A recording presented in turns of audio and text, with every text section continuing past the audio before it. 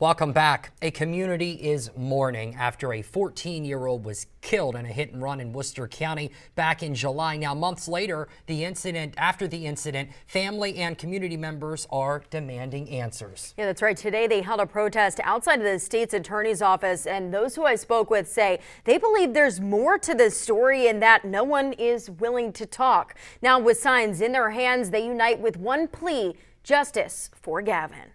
It's still unreal. I guess, for his parents, it's very real because he's not home.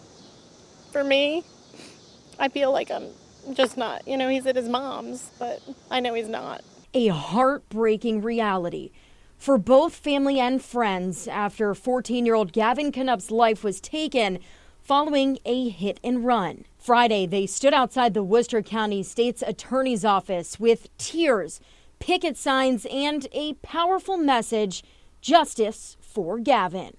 Between days and nights, they just go in together, and we don't know why, this has gone so long and why no arrests have been made. The tragedy unfolded on July 11th. Now, almost 2 months later, no arrests, no named suspects, no answers. It's very frustrating. I think everyone feels like something should be done by now. So why hasn't there been any more movement in the case that the public is aware of? I reached out to the Maryland State Police crash team, who is currently handling the case. They referred me to the press release they sent out July 18th. It details the suspected car and location of the crash: Gray's Corner Road at Riddle Lane in Berlin. The report says Knupp was hit the 11th. The car was found at a residence 6 days later with DNA evidence from the scene. And yet, still no arrests. This was the last update on the incident. No one's had the audacity to come forward. I mean, they didn't stop, and they're still not coming forward. I mean, it's just unexplainable, unimaginable. I don't know how they live with themselves. Across social media, support pages have been made.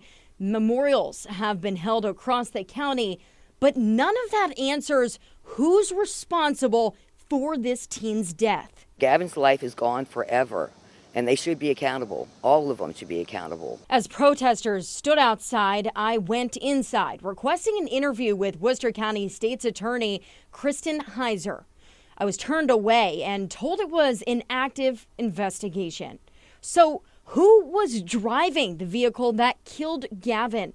Will those involved ever come forward? Do it for Gavin, do it for yourself, do it for the community.